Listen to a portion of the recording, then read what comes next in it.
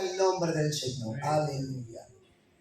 Estamos teniendo un culto precioso, o bueno, por lo menos el que está aquí, como va, a lo mejor se cree que todos van como el que está aquí arriba, no lo sé, pero hay un momento precioso donde estamos haciendo un culto para Dios, donde el culto se hace para que su nombre sea engrandecido, reconociendo nuestra pobreza, reconociendo su grandeza. Venir aquí humillados, sabiendo que venimos ante el que tiene y nosotros como pobres. Un pobre no va con la cabeza alta. Un desmayado no va diciendo con el pecho, oye, dame. No. Un hombre que no tiene viene y te dice, si es posible, préstame. Y venimos hoy humillados a decirle, Señor, préstanos una vez más tu palabra en el nombre de Jesús. Ahí tenemos, gloria al Señor, esta imagen como siempre. Ya saben, no les voy a preguntar todas las imágenes, de la otra vez, ¿vale? Vamos a ir rápidamente a la palabra. Aquí tenemos esta imagen que tenemos. Fijaros bien lo que pone. Pecadores y pescadores. Ya lo vamos a entender. Vamos a coger el libro de Marcos. ¿Os acordáis que dejemos a Jesús saliendo del desierto? Entró en el agua, salió del agua inmediatamente, fue al desierto, y saliendo del desierto victorioso, le dejemos ahí. Y ahora vamos a ver qué pasa con Jesús después del desierto. En el libro de Marcos, capítulo 1, versículo 14 en adelante. Versículo 14 en adelante. Leed conmigo, hermanos y hermanas. Después que Juan fue encarcelado, Jesús vino a Galilea predicando el evangelio del reino de Dios, diciendo, el tiempo se ha cumplido y el reino de Dios se ha acercado, arrepentíos y creed en el evangelio. Andando junto al mar de Galilea, vio a Simón y a Andrés, su hermano, que echaban la red en el mar porque eran pescadores. Y les dijo Jesús, venid en pos de mí, y haré que seáis pescadores de hombres. Y dejando luego sus redes, les siguieron. Pasando de allí un poco más adelante, vio a Jacobo, hijo de Zebedeo, y a Juan su hermano, también hechos en la barca, que remendaban las redes. Y luego los llamó, y dejando a su padre Zebedeo en la barca con los jornaleros, le siguieron. Amén. Dios añada bendición a esta lectura. Voy a ponerme la imagen, por favor. Una lectura, gloria al Señor, que nos dice el título, Jesús inicia su ministerio. Y Jesús llama a 4 pescadores.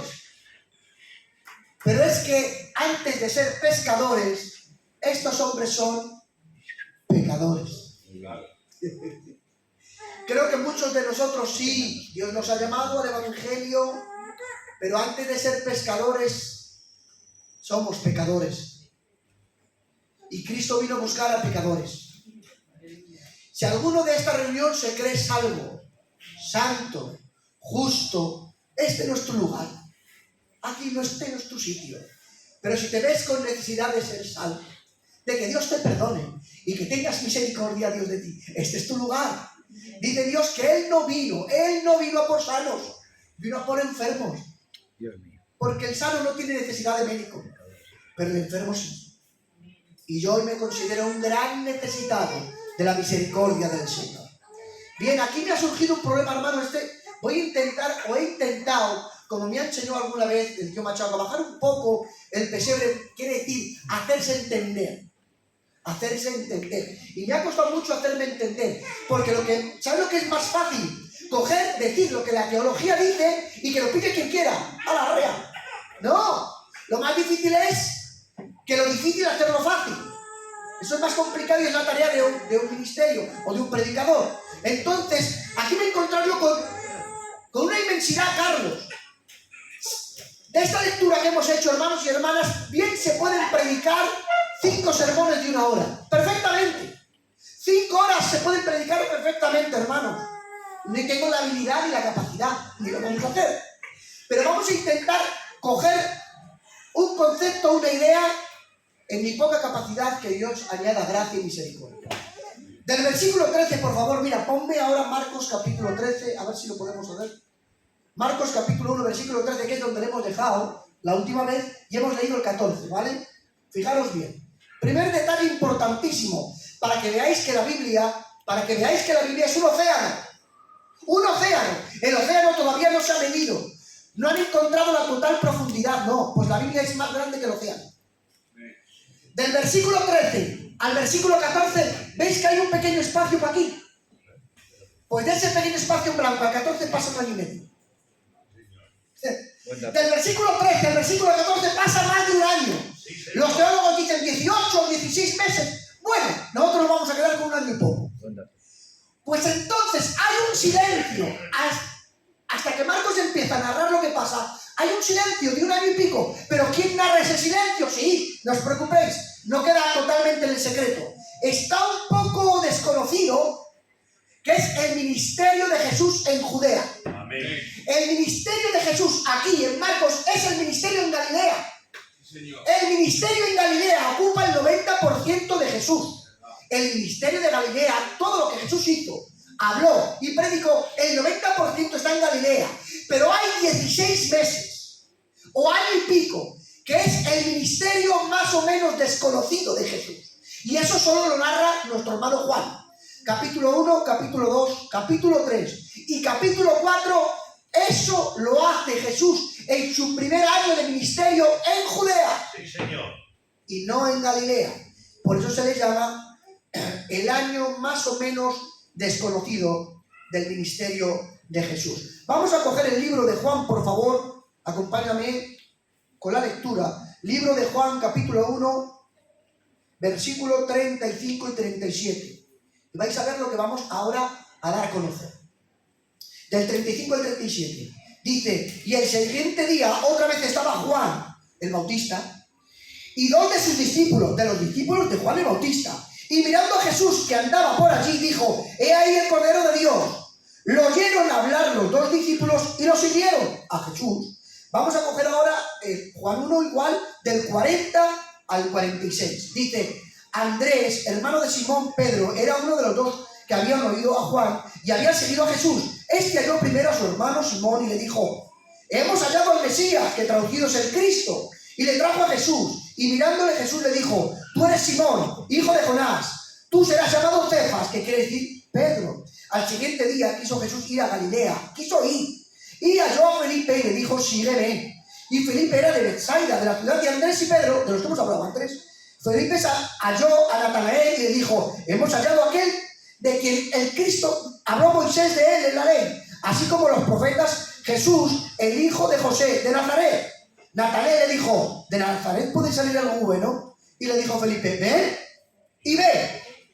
Bien, con estos textos hemos probado que Jesús predicaba a la misma vez que Juan el Bautista en la misma región. Jesús y Juan el Bautista se tiraron un año y pico predicando juntos.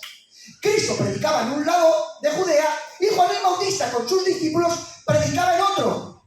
Jesús y Juan el Bautista predicaron el reino juntos. ¿Y ahora qué pasa? Como hemos leído aquí, que ahora vamos a ir hablando un poquito más adelante, donde Jesús se separa un poco de Juan porque hay una pequeña trifulca entre sus discípulos. Pero fijaros bien qué es lo que aparece aquí. En el versículo 38 dice, y volviendo Jesús, que le seguían, dos de los discípulos le dijo, ¿qué buscáis? Rabí, que traducido es maestro, ¿dónde moras? Y Jesús les dijo, venid y ved. Estos son los dos discípulos de Juan el Bautista, que al señalarle Juan el Bautista le siguen. Fijaros bien qué ministerio más glorioso de Juan el Bautista. Predica con Jesús el reino.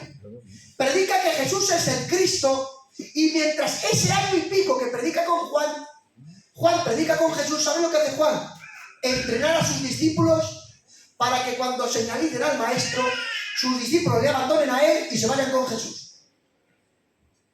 Lo que Juan está haciendo es entrenar a discípulos para cuando él señale al Cristo, los que siguen a Juan se vayan con Jesús. ¿Y no creéis que sería un buen ministerio ese nuestro? Preparar a gente que hablemos también de Jesús, que cuando les señalemos se vayan con él y nos dejen a nosotros. No es un buen ministerio ese. Sin darnos cuenta, los predicadores nos ponemos aquí para que nos vean, nos miren, nos consideren, pero estamos aquí para que nosotros desaparezcamos y aparezca Cristo. Amén. Para que nos abandonen a nosotros y no nos sigan a nosotros y sigan a Cristo. Amén. no sé qué les pasa, que les gustan los seguidores. No digo en Facebook y esas cosas. Veamos, hemos comprobado, hemos visto cómo en este año hay dos discípulos que se van con Jesús, que es Andrés y un segundo que no se nombra. Este segundo todos sabemos que es Juan, que se pucavela un poco más adelante, que estuvo en esa casa. Dos discípulos que hasta durmieron con él, pasaron la noche con él, en la casa donde moraba. Ya Jesús en ese primer año tiene dos discípulos. Y pasando un poco más adelante vio a Pedro y a Andrés, ya son 4. Y un poquito más adelante hemos leído a Felipe y a Natanael, y ya son 6. Y Jesús tiene 6 discípulos.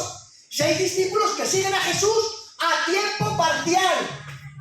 En este primer año Jesús tiene seguidores, discípulos, pero que son itinerantes. Que, oye, que predica Jesús en la sinagoga fulanita, ahí se van.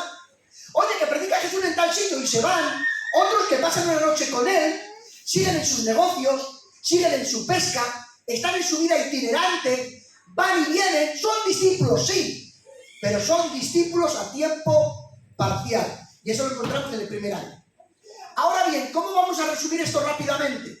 Vamos a dividir el ministerio de Jesús en 3 años.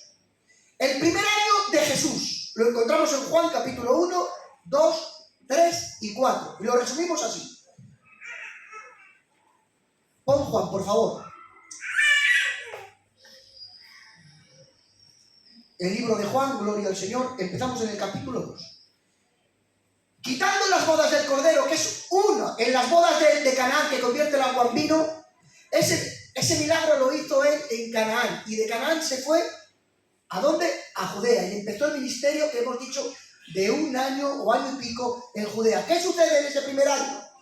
Capítulo 2, la purificación del templo. Jesús coge un atado de cuerdas y echa a los cambistas. Y les dice, habéis hecho de la casa de mi padre cueva de ladrones.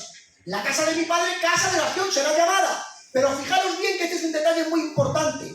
Muchos esto lo dan por hecho, pero hay muchos que no lo saben.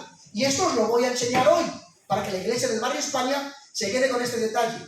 Si Jesús está en Judea y es su primer año de ministerio, su primer año, y echa a los cambistas del templo, al tercer año, en su última semana, también echa a los cambistas del templo. Es decir, que este evento lo hace 2 veces. 2 veces Jesús limpia el templo. En su primer año de ministerio en Judea y en su última semana de Galilea también hace lo mismo. Eso quiere decir que cuando hablamos de que Jesús echó a los cambistas y volcó las mesas en el templo, lo hizo 2 veces. Claro. Es decir, como que mi hijo mi Benjamín, que está aquí, que a los 10 años rompió ese cristal. Y después, ahora que tiene 13, ahora otra vez el cristal y dice, otra vez con cristal. Como lo hizo una vez cuando tenía 10 años, y cuento el mismo evento cuando tiene 3, eso es la señal de que lo ha hecho 2 veces. Y esto nos enseña para aplicarlo a nosotros, que Jesús entró en su ministerio limpiando y termina su ministerio limpiando. Amén. Y yo les digo al Señor, entra en este templo primeramente limpiando y termina limpiándome y termina quitando lo que no te agrada y lo que no te glorifica, en el nombre de Jesús. Amén. A ver si puedo coger un poco más de carrera, aunque al que machaco no le gusta que vaya despacio, que vaya deprisa. El libro de Juan 2, la purificación del templo, lo hace 2 veces. En el capítulo 3, Nicodemo, que se encuentra con Jesús. En el capítulo 4 le dice el Señor, vámonos para Galilea, pero antes es necesario pasar por Samaria, y se convierte en la samaritana, y ahí está el primer año más o menos desconocido de Jesús. Esto que os he narrado y esto que os he contado es antes de Marcos capítulo 14, versículo 14. El hueco en blanco que os estaba diciendo entre el 14, entre el 13 y el 14, esto es lo que os acabo de decir y lo que acaba de acontecer en este momento. El segundo año de Jesús es un año más popular, donde empieza a echar demonios, donde hace más señales y donde empieza a tener más conflicto con los fariseos, y hay algo en contra de él. Y su tercer año ya es una rebelión completa, donde Jesús se enfrenta a los fariseos, donde su popularidad es muy grande y donde los fariseos pierden adeptos y los consigue Jesús, y ya ese grupo social propone matarle, que al final lo consigue. Ahí tenemos el primer año, el segundo y el tercero de Jesús, Y ahora comenzamos a leer en el libro de Marcos, versículo 14. Después de que Juan fue encarcelado, Jesús vino a Galilea predicando el evangelio del reino. ¿Habéis visto? Jesús vino a Galilea. Marcos empieza con una nota cronológica. Marcos empieza diciendo: cuando Juan el Bautista está preso, Jesús viene. Marcos da este dato específico porque era importante para Jesús, estando en Judea. Saber que Juan el Bautista estaba preso era la señal, era la evidencia del cielo que él debía bajarse a Galilea y empezar a cubrir aquello que Juan el Bautista dejó. Era una señal. No voy a ocuparme el tiempo. Si queréis los textos, los tengo para daros. Mateo 4:12, Lucas 4:1, gloria al Señor. Y hay muchos textos para comprobar que cuando fue preso Juan, fue una señal para empezar su ministerio Jesús en Galilea. Por favor, ayúdame en el libro de Lucas, capítulo 4 y versículo 14. Lucas 4:14. Fijaros bien lo que pasa aquí. Jesús volvió en el poder del Espíritu a Galilea. Después de que Juan es preso, Jesús vuelve en el poder del Espíritu a Galilea. ¿Os acordáis vosotros? Del Jordán al desierto fue por el Espíritu. Y de Judea a Galilea fue por el Espíritu. O sea, la guía y la guianza de Jesucristo fue siempre por el Espíritu. Muy bien. Amén. Los hombres no marcaron su agenda. Las circunstancias no marcaron su agenda. Su agenda la marcaba el Dios Espíritu Santo. No se dejó manejar por la aflicción, por los problemas o las circunstancias sociales. No, Jesús se guiaba por el Espíritu. Lleno del Espíritu al desierto y lleno del Espíritu a Galilea. ¿Qué diferente de nosotros? Nuestras decisiones están mezcladas, todas, con nuestras cosas, las circunstancias, nuestras opiniones, lo que nos parece a nosotros bien. Pero ¿no os parece ya tiempo de que dejemos nosotros de pensar lo que es mejor o peor y que dejemos ser guiados por la palabra y por el Espíritu? Amén. Para todo lo que hagamos, pensemos o decidamos? Amén. Pidamos la ayuda del Dios Espíritu Santo. Gloria al Señor. Esta es la enseñanza que Él nos deja. Jesús hizo conforme a la guía del Espíritu. ¿Qué dice la palabra del Señor? Después que Juan fue encarcelado, Jesús vino a Galilea predicando el evangelio. ¿Cuál es la esencia del ministerio de Jesús? ¿Hacer sanidades? ¿Hacer milagros? ¿Cuál es la esencia del ministerio de Jesús? Muy bien, gloria a Dios. La esencia del ministerio de Jesús es predicar el evangelio del reino. Gloria a Dios. Amén. Cristo se pasó el 90% de su ministerio predicando y el 10% sanando y haciendo milagros. Cristo predicaba. Ninguna iglesia de Cristo puede negociar esta centralidad de predicar el evangelio. ¿Por qué? Ninguna iglesia de Cristo puede negociar el predicar el evangelio. Porque el evangelio de Jesucristo, el evangelio del reino, es lo que salva al pecador. Amén. Gloria a Dios. Y es lo que edifica al creyente. Porque Dios ha querido que los hombres y las mujeres sean salvas, sí, por la locura de la predicación. Sí, Señor. Amén. Amén. Es lamentable muchos de nuestros cultos que se celebran son cultos de entretenimiento. Hay cultos de entretenimiento. Y nosotros no podemos tener cultos de entretenimiento, porque esto es la embajada del reino de los cielos. Amén. Y en la embajada se predica lo que el rey manda, lo que el rey dice. Nosotros no podemos negociar, ni somos negociantes, ni somos entretenedores de la gente ni de las personas. Dios nos ha llamado a predicar el evangelio del reino de Jesucristo. Amén. Si en el culto te aburres, no he venido a entretenerte. Si se te hace canso largo porque es monótono, a lo mejor yo no he venido para decirte otra cosa que predicarte que vengas y te arrepientas y vengas con fe al Cordero para salvar tu vida y tu alma. Amén. El embajador es alguien que viene a traer lo que el rey dice. Aleluya. Esto es una embajada del reino, donde se predica la palabra del Señor. Dice, el tiempo se ha cumplido, el reino de Dios se ha acercado. Arrepentíos y creed en el evangelio. ¿Veis? El llamamiento del Señor era predicar. ¿Y predicar qué? El arrepentimiento y fe. Para ser salvos en Cristo Jesús. Versículo 16. Andando junto al mar de Galilea, vio a Simón y a Andrés su hermano, que echaban la red en el mar, porque eran pescadores. Ahora nos deja ver el llamado de estos discípulos a tiempo completo. Amén. Antes, estos discípulos, a los que hemos nombrado ahora, ya conocían a Jesús, ya habían estado con él en Judea, itinerantemente. Pero ahora Jesús les va a hacer un llamado a tiempo completo, para que ya no estéis en vuestras cosas, en vuestros negocios, en vuestros propósitos, en vuestras ideas. Ahora os voy a llamar a tiempo completo. Y este es el llamamiento que nos deja ver Jesús. Andando junto al mar de Galilea, vio a Simón y Andrés, hermano, que echaban las redes en el mar porque eran pescadores. Nos encontramos aquí con dos parejas de hermanos, Andrés y Pedro, y Juan y Jacobo. Y nos dice que estaban en el lago. Pero fijaros bien, este lago, o el mar de Galilea, otros llamados el mar de Tiberíades, también es el mismo lugar, gloria al Señor, que lo nombra por varios nombres.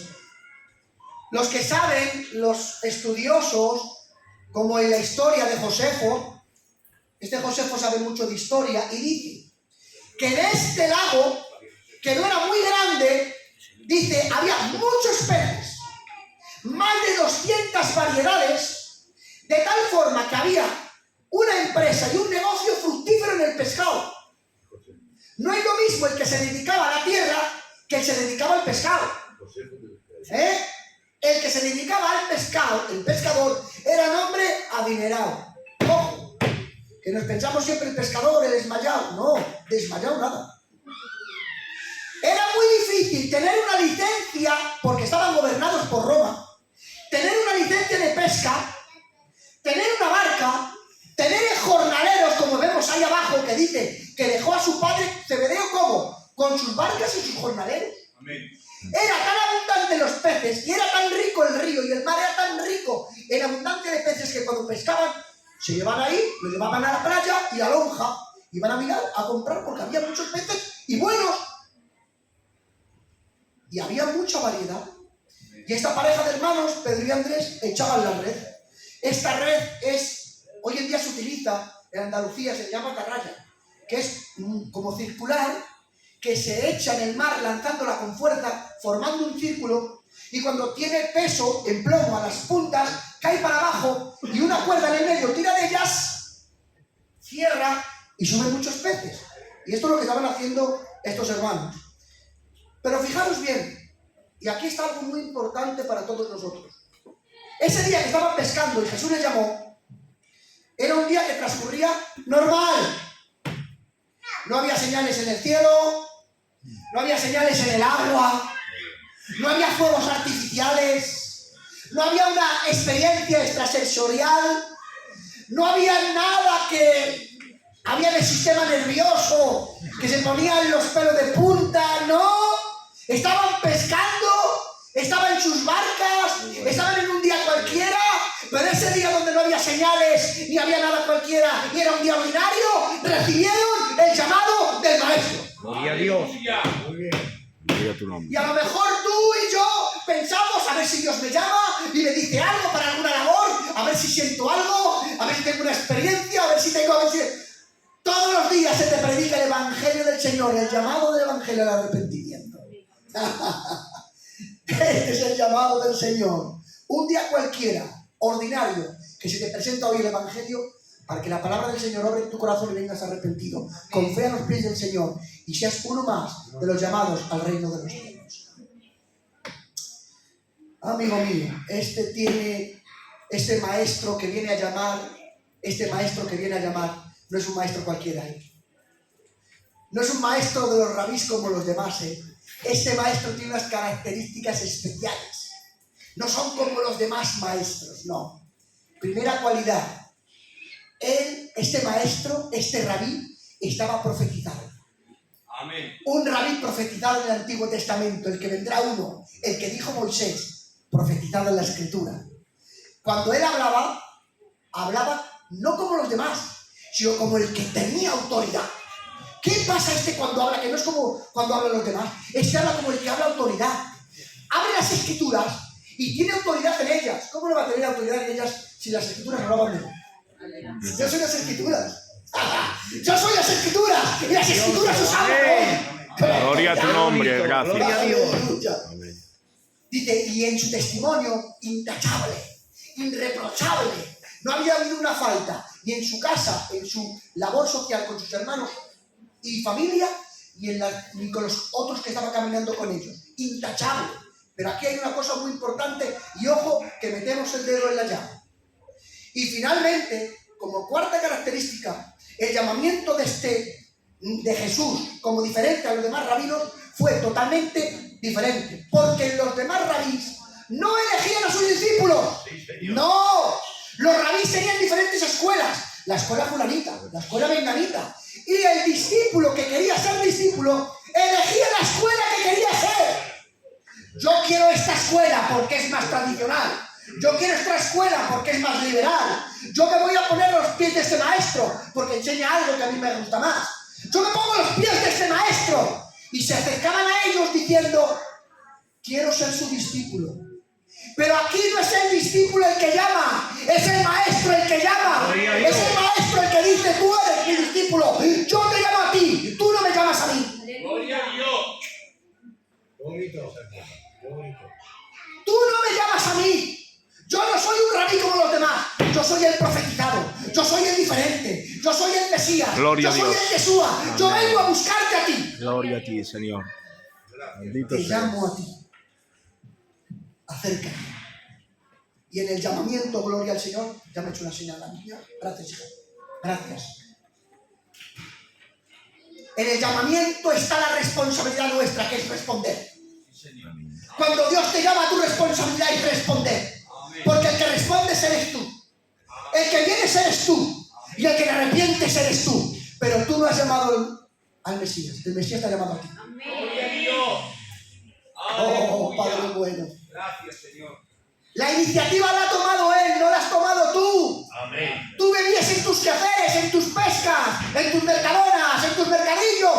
Tú vivías en tu vida, hacer lo que a ti te parecía bien y vivías completamente. Tú no pensabas en Dios en ninguna manera. Pero el Dios de los cielos, teniendo misericordia del perdido, vino a buscarte y te llamó para salvación. Gloria a Dios. Amén. Gloria a Dios. Pero ¿queréis más alegría que esa? Aleluya. Que estaba ciego, me ha visto los ojos, ya lo veo. Amén. Oh Dios. Vamos adelante, gloria al Señor. Y les dijo Jesús, venid en pos de mí y haré que seáis pescadores de hombres. ¿Qué dos palabras? Venid en pos de mí y os haré pescadores de hombres. Aquí hay dos palabras en el llamamiento, que es seguidme y pescadores de hombres. El llamamiento que te hace Dios a usted y a mí, igual que en este llamado que hace estos hombres, es el mismo. No es diferente. Estamos predicando el mismo llamamiento que Cristo hizo a estos. Seguidme. Y cuando dice síguele, hemos confundido este seguimiento muchos de nosotros. Y en lo que voy a decir ahora yo me identifico porque yo he seguido lo que no tenía que seguir. Me he confundido. Me he confundido. Pero la Biblia me dice lo que tengo que seguir. No nos llamó a seguir a una institución. No. No nos llamó a seguir a un grupo de personas. No nos llamó a seguir un tipo de reglas. Haz esto y deja aquello. No nos llamó a seguir a una denominación. No. Su llamado es a seguirle a Él. Amén. A seguirle a Él. Amén. A estar con Él. Amén. A verle a Él. Nada más. Cuando Cristo llamó a los discípulos, no les llamó porque fueran apóstoles. No para que fueran apóstoles. Apóstoles fueron y fue el efecto. Les llamó para que estuvieran con Él. Y yo cuando llamo a una persona, Jesús le llama, es para que estés con Él. Para vivir con Él. No te llamó a seguir un institución, ni a una denominación, ni a una serie de reglas que ha llamado a seguirle a Él. Gloria a Por Dios. eso el Juan 15 dice, injertados en Él, permanecer en Él, Amén. injertados en Él. En Él. Porque en Él es donde están todos nuestros beneficios. Y ahora dice ser pescadores de hombres. Una palabra difícil de entender. Pescadores de hombres. Pero Jesús predicaba mejor que nadie. No había mejor predicador que Jesús. Fijaros qué elegancia a la hora de predicar. Qué elegancia. Les dice ser pescadores de hombres. ¿Por qué? Porque ellos mismos extrapolaron lo que dijeron. Estamos pescando, estamos trabajando en la pesca. Y Él nos llama a ser pescadores de hombres. Le hemos entendido. ¡Le hemos entendido! ¿Y qué quiere decir esto, hermano? Os voy a decir lo que los discípulos entendieron. Entendieron esto. Al igual que los peces estaban esparcidos en el mar y había que recogerles, ellos entendieron que había que ir a recoger. De la misma manera que los peces no pueden brincar en la barca solos. Si tú vas con una barca, los peces al ver la barca no saltan y se meten dentro de la barca, sino que aquí hay que ir a recogerles. Ellos entendieron que el llamado que estaban haciendo es ir a recoger aquellos peces que tenían que estar en la barca. Gloria a tu nombre. De la misma manera que los peces estaban en el mar, los hombres y mujeres, al ser recogidos por el reino, están esparcidos en el mar del mundo. Y de la misma manera que los peces se recogen con la red, el reino de los cielos tiene una red llamada el Evangelio. Claro. Amén. Gloria a Dios. Bien. A cual que a todos nosotros Muy bien. nos ha llamado a echar la red. Y predicad. Adonai, por favor, ¿me puedes leer Romanos 10, 14 y 15? Romanos 10. Dice la palabra del Señor.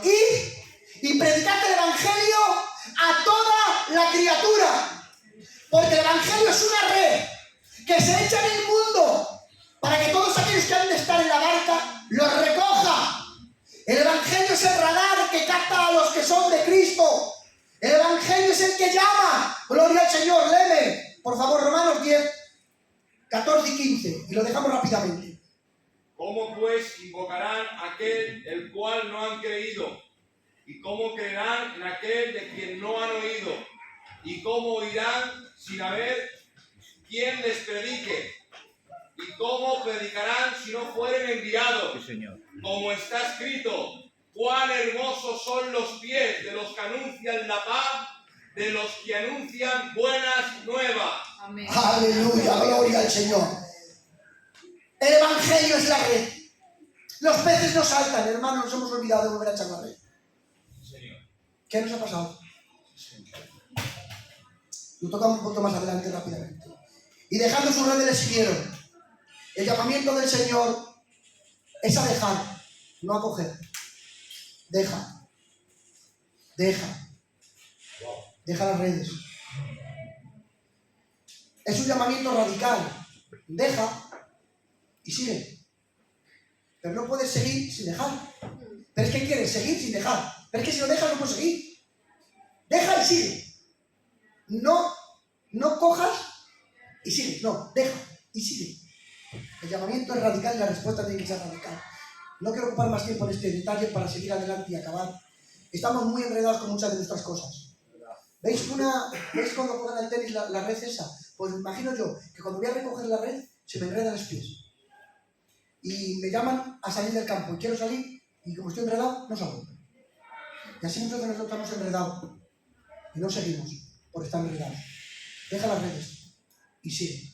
Amén. Cristo sigue caminando un poquito más adelante y dice, pasando por allí un poco más adelante, vio a Jacobo, hijo de Zebedeo, a Juan su hermano, ellos en la barca que remendaban las redes, y luego los llamó, y dejando a padre Zebedeo en la barca con los jornaleros, los siguieron. Otra pareja de hermanos que les llama al ministerio completo, que están remendando redes, pero que dice, ¿habéis visto lo que dice? Que tiene jornaleros, que andan bien, que económicamente están bien, pero que tienen que dejar para seguir. Y dejando siguen. Y Marcos 3:17, a estos, ¿sabes cómo les llama? A estos dos les llama hijos del trueno. Y nadie llama a dos hombres hijos del trueno porque sí. Le llama hijos del trueno porque son unos bichos. Son unos bichos. Vosotros sois Boaner, hijos del trueno. Eso dice el Señor. Y Dios a esos les llama a que les sigan. Y cuando le están siguiendo, fíjate qué detalle, José, fíjate qué detalle. Cuando le están siguiendo, que ya llevan tiempo con él, le dicen, Señor, hombre, aparta, aparta. ¿Quieres que mandemos que caiga fuego del cielo y consuma a estos hombres? O sea, os llamo a pescar hombres y queréis quemar hombres. Si es que no hay quien se aguante. Quita, Señor, que decimos nosotros hacemos que llueva fuego del cielo. ¿No eran nadie? Oye, a la madre de ellos, madre que eres tía de Jesús, vete y dile al Señor que yo y uno a la derecha y otro a la izquierda, para estar junticos con él, díselo. Y como la madre no lo consigue, en otro capítulo van ellos dos. Oye, Jesús, que te decimos que yo y cuando vengas en tu reino, él a la derecha y yo a la izquierda. ¡Qué carácter! Están con Jesús y todavía tienen ese carácter, esa humanidad, ese arrastrarse a sus cosas. Todavía tenían cosas en el corazón con Jesús. Pero esta frase no es mía, de Miguel Núñez. Mirad qué frase más bonita. Dice, el carácter al momento del llamado nunca está listo a la altura del llamamiento. Sí, Señor. El llamado es parte de la formación del individuo. Aleluya. Déjame repetírtelo, hombre. Que Sí, por favor. Dice, el carácter al momento del llamamiento nunca está listo ni a la altura del llamado. Pero el llamado es parte de la formación del individuo. Gloria a Dios. ¡Ay, qué bonito! Gloria a tu nombre, Señor. Gloria al nombre del Señor. Algo práctico para nosotros. Miren que Cristo es quien intercepta a los discípulos. Dice en el versículo 16, y él vio, y en el 19, y él vio, y otra vez dice, y les vio. Tú no viste a Jesús, te vio él. Tú no viste a Jesús, te vio él. Te interceptó él. Ya le di un cuento él. ¿Pero qué interceptó Dios? Interceptó su mundo físico y su mundo espiritual. Y cuando Dios te intercepta, tiene que invadir tu mundo exterior y tu mundo interior. Amén. Eso tiene que ocurrir cuando Cristo te intercepta.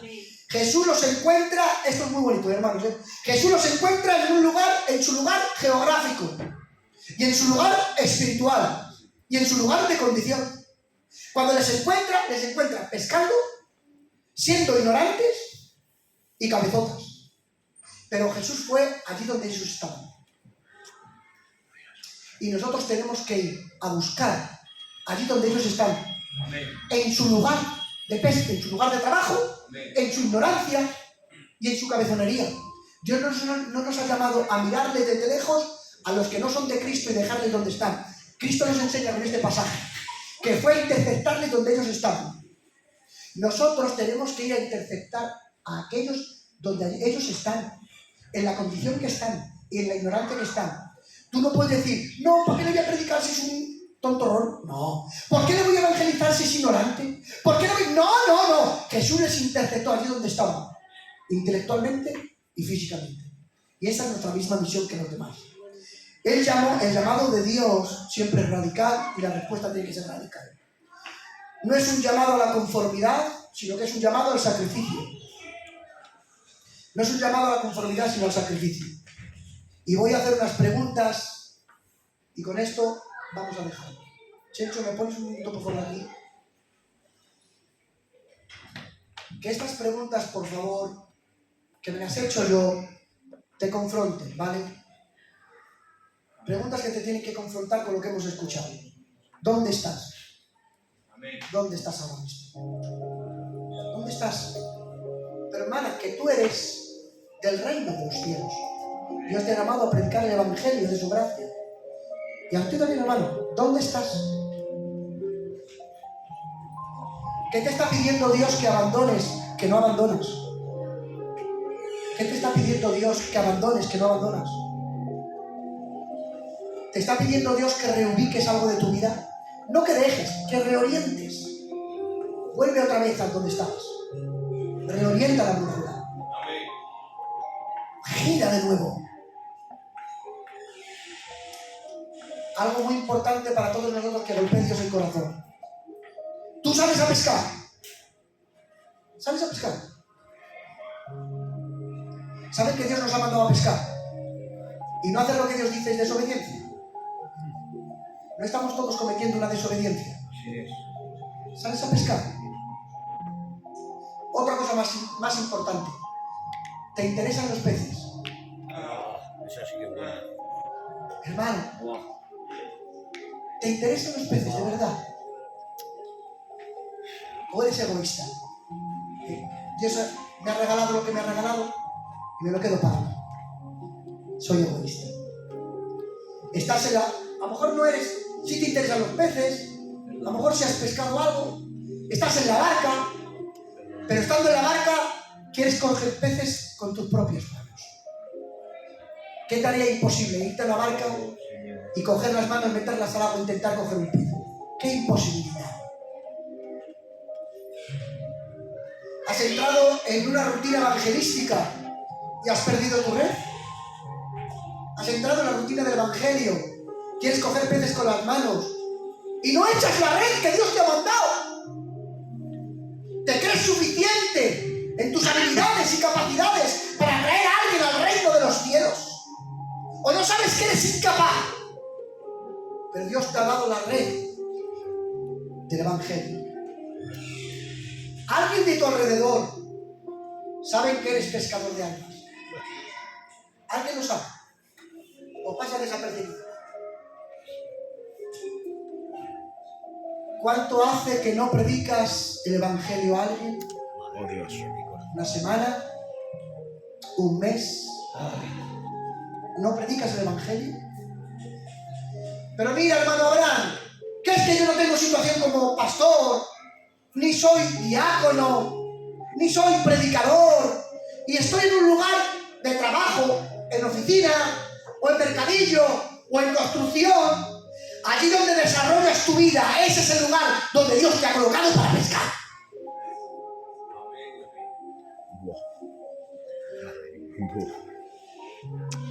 ¿Te interesan los peces? Oh, Señor. Cierra tus ojos conmigo, por favor, un momento. Perdóname, Señor. Gloria al Señor, ora al Señor. Ruega al Señor. Suplica su misericordia, su amor. Por favor, que tenga gracia y misericordia. Aleluya, gloria a Dios. Alaba al Señor. Pide a Dios que confronte nuestro corazón.